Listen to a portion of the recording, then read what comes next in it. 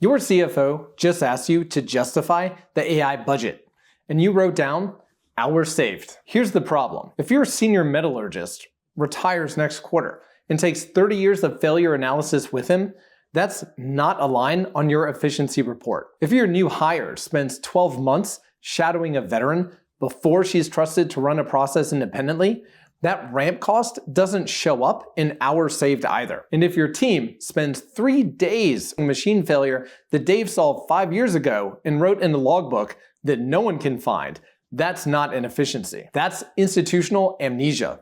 And it is actively draining your P&L in ways your current AI metrics will never capture. Today, we're changing the measurements. I'm Robert Dempsey, AI knowledge architect and author of the AI Decision Advantage. In our last video, we talked about sovereign AI, why manufacturers must own their institutional intelligence rather than renting it from big tech vendors. But ownership is a strategy argument.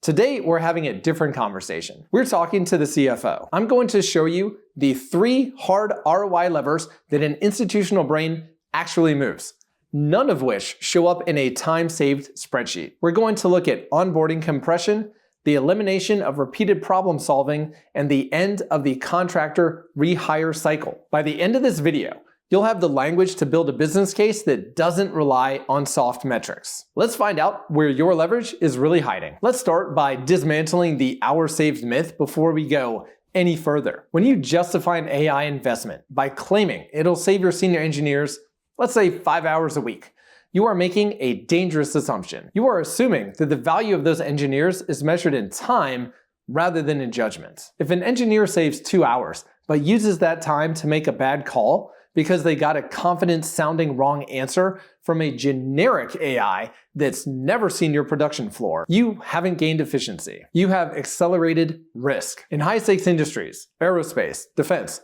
specialized manufacturing, the cost of labor is a fraction of the cost of knowledge. Knowledge debt is what happens when your organization forgets how to solve a problem it has already solved before. It's the cost of amnesia. Your goal isn't to make your people work faster. It's to build a system where the collective intelligence of your firm is accessible to everyone instantly. We need to stop looking at soft metrics like satisfaction or time saved and look at the bleeding edge of your balance sheet. This brings us to the first hard metric of Aegis ROI, onboarding compression. In complex manufacturing, the ramp-up time for a new engineer is painful. Let's look at a hypothetical scenario. You hire a bright engineer, fresh out of university.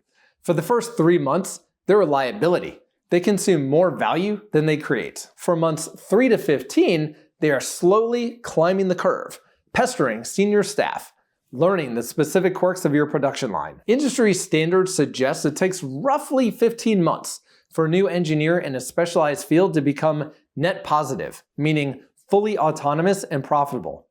That's a long time. Now imagine an environment though, where that engineer has an institutional brain at their fingertips. Instead of asking a senior mentor, how does this valve work?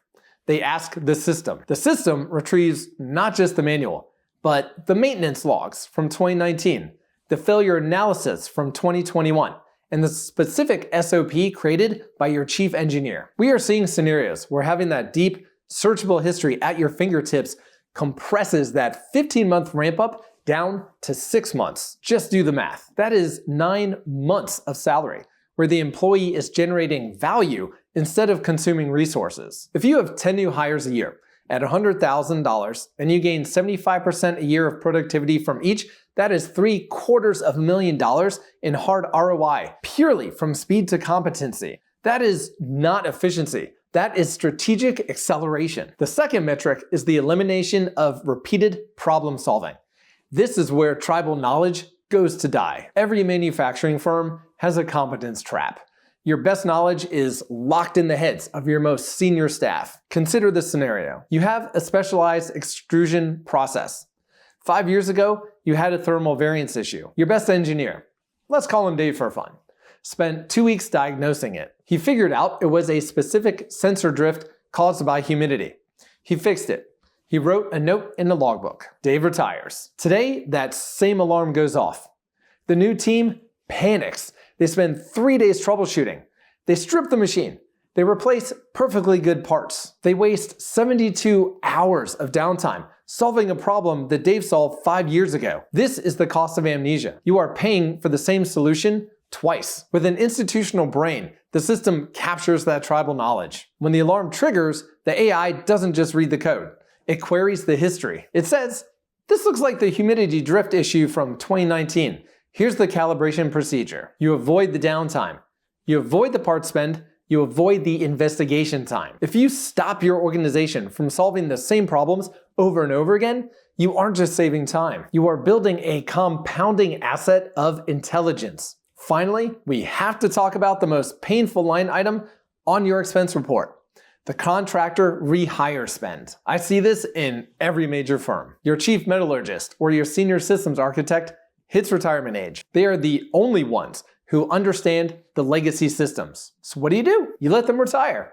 And then you immediately hire them back as a specialized consultants. Only now, instead of paying them a salary, you're paying them $150 to $200 an hour. You are paying a premium to rent back the intellectual property that you should have owned in the first place. This is a ransom payment for your own data. Now, I architect systems that capture this expertise before it walks out the door. By implementing an active listening strategy, recording their decision-making process, their voice notes, their troubleshooting steps, you codify their mastery into the institutional brain. So when they do retire, the ghost in the machine remains. You don't need to rehire them at $200 an hour to explain how the legacy system works, because the system can explain it itself. Eliminating even one of these high-cost consultant contracts pays for the entire AI infrastructure in the first year. That is hard ROI. So, stop looking at hours saved. If you present an AI strategy to your board based on labor reduction, you are playing a small game. The real ROI is found in the 9 months of productivity you just gained from your new hire. It's found in the 3 days of downtime you avoided by remembering a solution from 5 years ago. It's found in the $200,000 a year you aren't paying a retired consultant because you finally own your own institutional intelligence. That is what Aegis is built to deliver. Not efficiency metrics, not time savings reports. Hard ROI grounded in the 3 levers that actually protect your P&L. If you're ready to see what that looks like inside your specific operation, apply now for the Aegis pilot. We'll identify exactly where your knowledge is leaking, model the ROI for your environment, and show you the architecture that captures it. The link is in the description. Not ready to talk yet? Score yourself on the AI Strategic Orientation Scorecard first. It's also linked below. 5 minutes and you'll know exactly which of these 3 levers is your biggest exposure right now. Stop measuring the wrong thing. Start building the right asset.